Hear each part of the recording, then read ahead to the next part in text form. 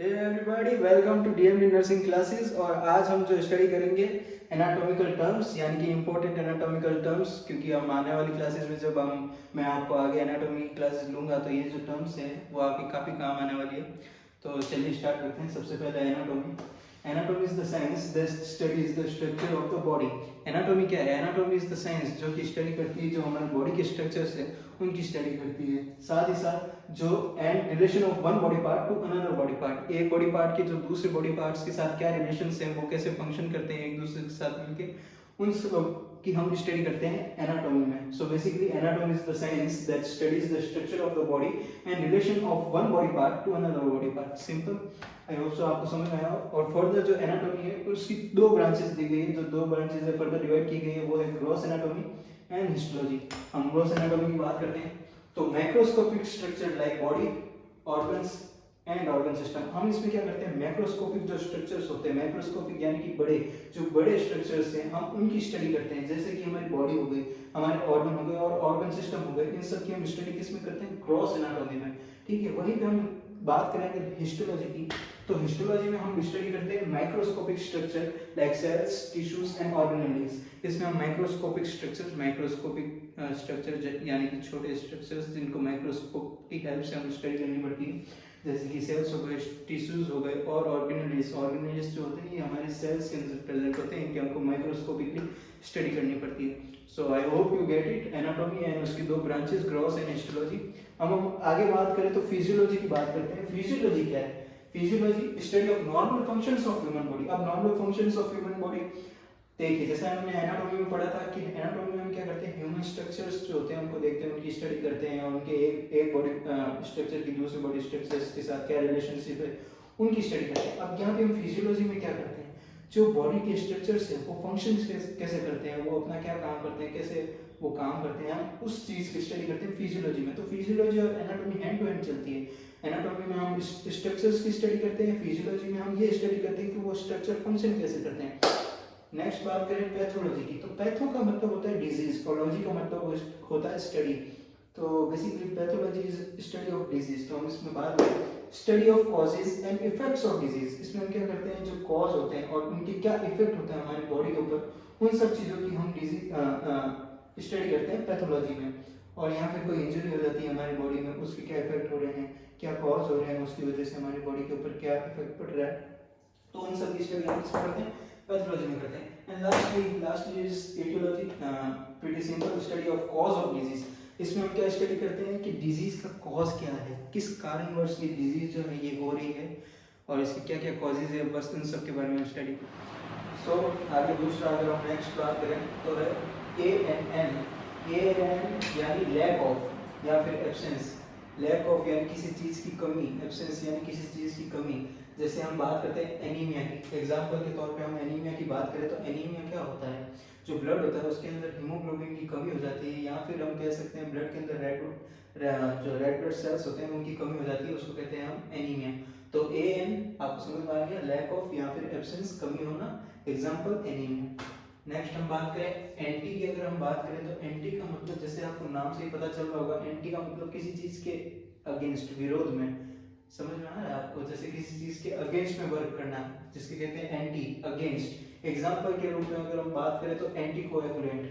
Anti coagulants क्या होते हैं? कोएगुलेंट का मतलब क्या होता है? कोएगुलेंट का मतलब होता है क्लॉट बन जाना।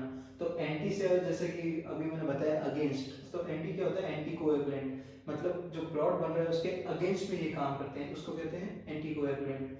और ये क्लॉट को क्या करते हैं? डिसॉल्व करने का काम करते हैं, उसके अगेंस्ट काम करते हैं एंटी कोएगुलेंट्स। नेक्स्ट बात करें तो कार्ड, CARD, कार्ड की अगर हम बात करें तो हार्ट, मतलब कार्ड का बेसिकली ये हार्ट से रिलेटेड होता है। तो जैसे एग्जाम्पल के रूप में हम कार्डिक देखते हैं, कार्डिक यानी कि हार्ट से रिलेटेड, CARD कार्ड। आपको आई होप क्लियर हो गया होगा। Next is endo. अब एंडो का मतलब होता है inside. Endo means inside, inside मतलब अंदर।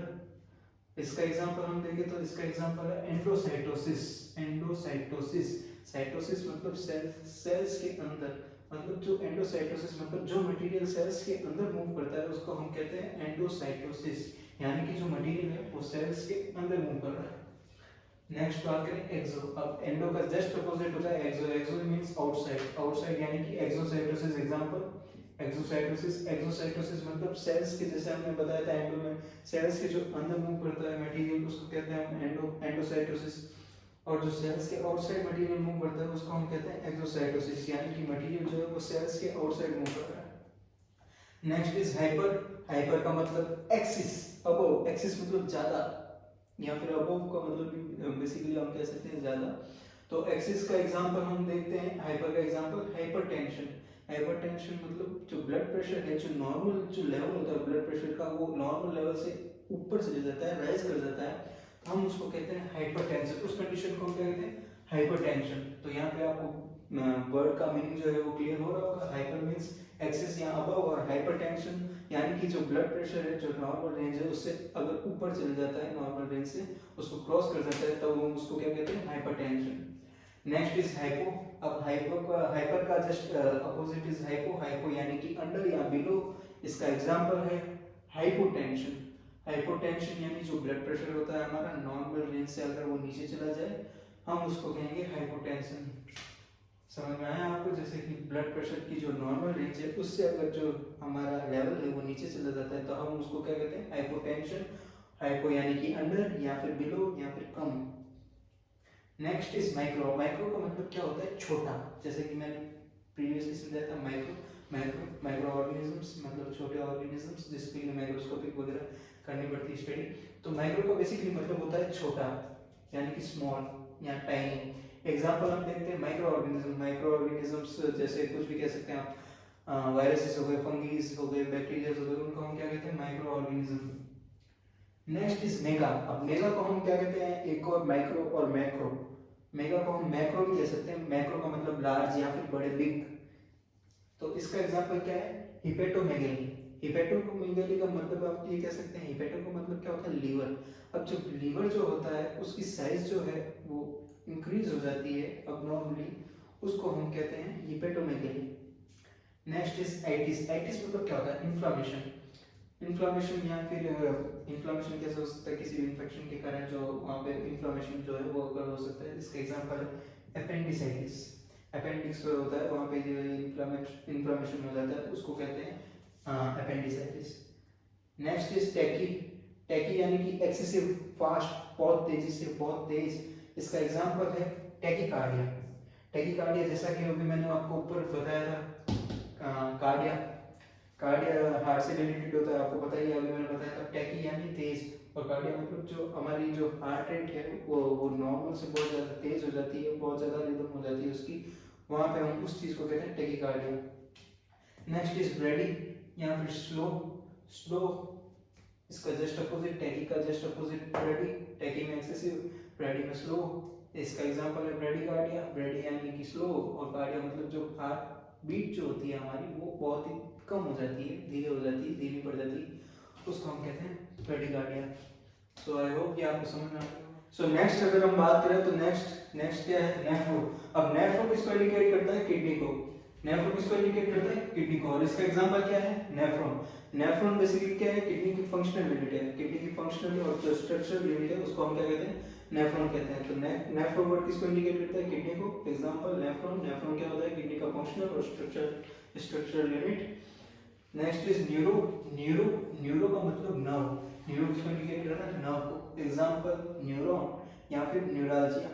न्यूरॉन क्या होता है, नर्व सेल्स होती है उनको हम कहते हैं न्यूरालजिया, और नर्व सेल्स जो होती है उनको हम कहते हैं न्यूरॉन, और जो न्यूरालजिया होता है, जो नर्व सेल्स में पेन जब होने लग जाता है उन्हें हम कहते हैं न्यूरालजिया। बेसिकली जब नर्व सेल्स में जब थोड़ा पेन वगैरह होने लग जाता है उस टाइम को हम क्या कहते हैं, न्यूरालजिया कहते हैं। और न्यूरॉन किसको कहते हैं, नर्व सेल्स को हम क्या कहते हैं, न्यूरॉन कहते हैं। Next is वेसो। वेसो इंडिकेट करता है वेसल को। वेसल एग्जांपल वेसोकॉन्स्ट्रिक्शन यानी जब वेसल्स जो होती है उनका कॉन्स्ट्रिक्ट हो जाना, वो सिकुड़ जाती है या फिर जो नैरो हो जाती है वेसल्स, उनको हम कहते हैं वेसोकॉन्स्ट्रिक्शन। उस टाइम को हम कहते हैं वेसोकॉन्स्ट्रिक्शन। वेसल्स का कॉन्स्ट्रिक्ट हो जाना, सिकुड़ जाना, या फिर उनका नैरो हो जाना। Next is tumour. अब ट्यूमर क्या है, over production of cells. Generally हमारी बॉडी में क्या होता है, सेल्स जो होती है वो बेसिकली मल्टीप्लाई होती रहती है, और जो प्रीवियस सेल्स होती है, ओल्ड सेल्स होती है, वो डाई हो जाती है। लेकिन ट्यूमर की केस में क्या होता है, जो सेल्स होती है उनका ओवर प्रोडक्शन होता है, मल्टीप्लिकेशन होता है, और जो प्रीवियस सेल्स होती है वो डेड नहीं होती, वो मरती नहीं है। इस वजह से क्या होता है कि वहाँ पे ट्यूमर फॉर्मेशन हो जाता है और ट्यूमर की वजह से वहाँ पे मास फॉर्मेशन हो जाता है, मास बन जाता है वहाँ पे ओवर प्रोडक्शन ऑफ सेल्स की वजह से। अब ट्यूमर जो होता है वो बेसिकली बिनाइन होता है, मतलब नॉन कैंसरस होता है कि किसी टाइप की कोई प्रॉब्लम नहीं करता है बॉडी में। लेकिन कैंसरस जो होते हैं वो बिनाइन भी हो सकता है और मेडिक्लेम भी हो सकता है। सो वो एक अलग चीज़ है। मीडियल की अगर हम बात करें structures near the mid line of body. अब मीडियल में क्या होता है कि जो जैसे कि ये मेरी बॉडी है, अब यहाँ पे ये जो है ये मीडियल लाइन है। अब जो भी इस मीडियल लाइन के पास में जो स्ट्रक्चर्स है, जैसे कि ये मेरा हार्ट है, हार्ट जो है ये मीडियल लाइन के जो है ये पास में है। और ह्यूमरस की अगर हम बात करें हार्ट और ह्यूमरस में से बात करें तो हार्ट जो है वो मेरी मिड लाइन के ज़्यादा पास में है इन कंपैरिजन टू ह्यूमरस, तो उसको कहेंगे हम medial. Next is lateral structures away from mid line. जैसा कि अभी मैंने बताया मिड लाइन जो है उसके पास में जो स्ट्रक्चर्स होते हैं उनको हम कहते हैं मीडियल, और जो साइड में होते हैं, अब जो ह्यूमरस है वो क्या है, वो लेटरल स्ट्रक्चर है, वो क्योंकि वो मिड लाइन से अवे है, दूर है। Now proximal attachment near the limb. अब इस चीज का क्या मतलब है अटैचमेंट नियर द लिम्ब? जैसे कि ये मेरा अब इसमें लिम्ब में मैं मेरे हाथ का एग्जांपल देता हूँ। जैसे ये मेरा हाथ है, जो ह्यूमरस है, जो हमारे हैंड की जो अपर लिम्ब की जो अपर बोन है वो जो है वो प्रॉक्सिमल है मेरे हैंड के in comparison to ulna and radius. तो अल्ना एंड रेडियस क्या आएंगे, वो किस में आएंगे, डिस्टल में आएंगे। डिस्टल में क्या अटैचमेंट डिस्टल फ्रॉम लिम्ब, जो कि लिम्ब से दूर है। तो रेडियस एंड अल्ना जो है वो लिम्ब से दूर है in comparison to humerus. Humerus क्योंकि हमारे प्रॉक्सिमल है, लिम्ब के पास में है, इसलिए हम इसको क्या कहेंगे प्रॉक्सिमल। वहीं डिस्टल में रेडियस और अल्ना दूर है। अगर यहीं पे अगर मैं लोअर लिम्ब की बात करूँ, लोअर लिम्ब में जो फीमर है मेरी वो है वो क्या कहलाएगी, प्रॉक्सिमल कहलाएगी। वहीं पे जो डिस्टल हम किसको कहेंगे लोअर लिम्ब में, टिबिया एंड फिबुला को कहेंगे डिस्टल। नेक्स्ट इज एंटीरियर और वेंट्रल। एंटीरियर और वेंट्रल इसका बेसिकली मतलब है फ्रंट। जैसे कि ये जो है ये मेरा फ्रंट व्यू है, और एग्जांपल के रूप में ये जो मेरा हैंड है ये इसका फ्रंट व्यू है, ये एंटीरियर पार्ट है मेरे हैंड का। एंड नेक्स्ट इज पोस्टीरियर या डोर्सल का मतलब बैक। जैसे कि मैंने बताया ये मेरे बॉडी का फ्रंट व्यू था जिसको कहते हैं हम एंटीरियर वेंट्रल, और ये मेरे हाथ का फ्रंट व्यू या एंटीरियर व्यू इसको कहेंगे हम एंटीरियर व्यू। और डोर्सल की बात करें या फिर बैक पार्ट की बात करें तो ये जो है ये मेरे हाथ का क्या है, बैक पोर्शन है या फिर डोर्सल पोर्शन है। Next is superior part near the head, यानी कि हेड के जो पास में पार्ट है। एग्जांपल के तौर पे हम देख सकते हैं जो हमारी स्कल है वो हमारे हेड के पास में होती है in comparison to scapula.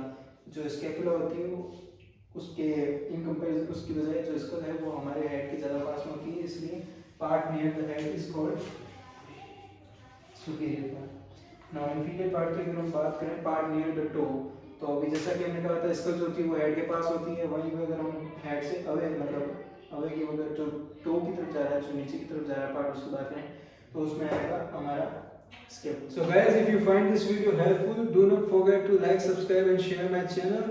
Thanks for watching.